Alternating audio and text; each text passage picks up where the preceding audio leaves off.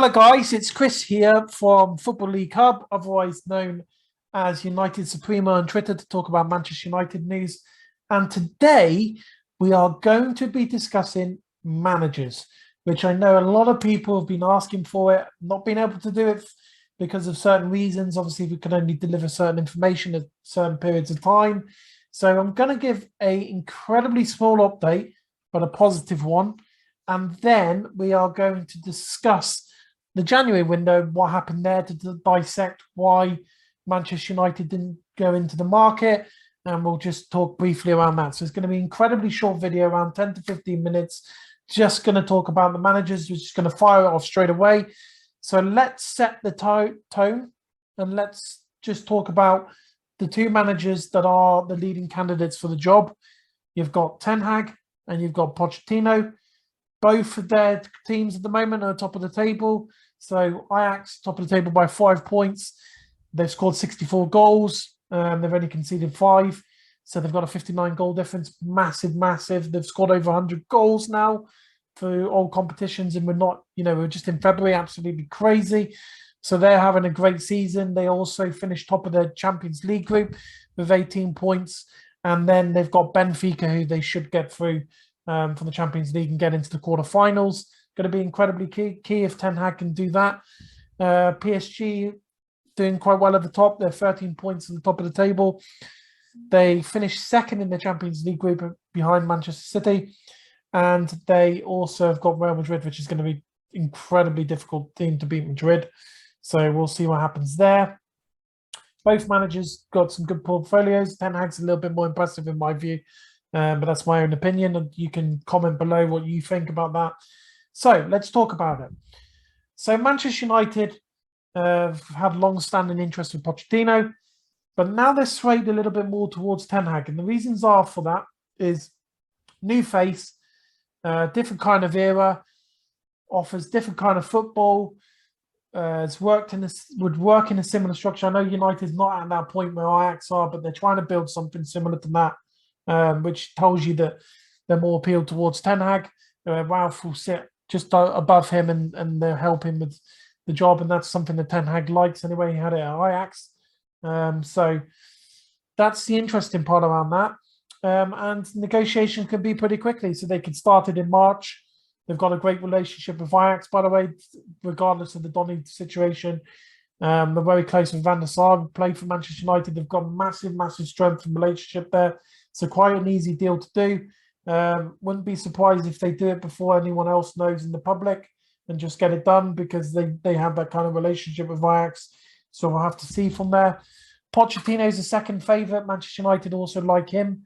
So as someone who's been on the name and the lips for the last 5 years, even more than that, even before Mourinho, before a few other managers.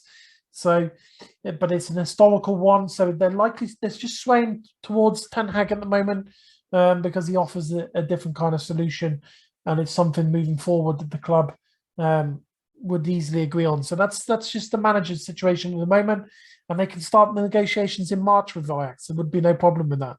The difficulty with PSG is they can't start negotiations until the end of the season because they're not PSG and just stubborn. They won't allow it. So Manchester United, if they want to start negotiations pretty quickly, they look for that kind of manager, which they can do in Ten Hag. So I'm just giving you that positive hint of what's going on there. So that's where we are with the manager situation at the moment. Incredibly short, I know, but I just wanted to give you an update of where we are and just tell you that is confirmed of what's going on at the moment and what the board is. They appreciate both managers, but they are also very impressed with what's going on with Ten Hag. He's getting a lot of He's impressing a lot of people around Europe and a lot of clubs. So United know they need to act quickly with that one. And then the simple reason for January window is that Manchester United want to save all the money for the summer for the new manager. I'll break it down to you. Kamara was 10 million plus £160,000 in wages. He wanted a 4 to 5 year deal. Agent fees would have been about 3 to 4 million. So, you're looking at 14 million plus his wages. So United were looking at it and saying, well, he's free at the end of the summer. They spoke to the agent and said, you offered it to them, by the way, and said, look, we'll keep him on the portfolio for next summer. We'll discuss it with the new manager, and if we go with you, you will offer you that kind of contract that you're looking for anyway. So, and he wouldn't be swayed around Champions League football, so he would be an option for them. Zakari's obviously gone to Juventus, was never on the list for Manchester United, I found out. So they were never looking at him. So there's a lot of noise around him, was agent driven just to get him to go to Juventus.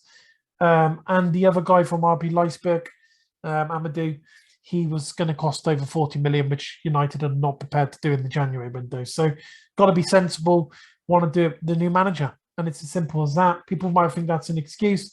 But again, if the new manager comes in and doesn't like that particular player, then there's no point in being there. They've just wasted money, which they've done heavily in the past. As you've seen, spent £80 million on the defender who doesn't even know how to defend. Spent £50 million on the right back that struggles with positional play and forward attacking. So there's a lot of issues around the defence still. Then there's a lot of overhaul that needs to be done in the summer. Could be at least 8 players leaving. So United need to reinvest and obviously bring some academy up. But I stress again, they can't keep hyping up all these academy players. They need to go for proper extreme talent that are proven. So United need to start doing that because they're not doing it, and other clubs are, and that's why other clubs are winning trophies and Manchester United are not. So they need to start doing that. And those are the changes that go in.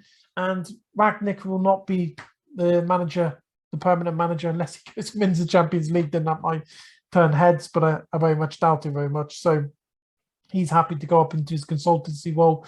And that's where we are at the moment with Manchester United. And I know this is incredibly short, but I just wanted to give you a small update because I haven't done a podcast in a while.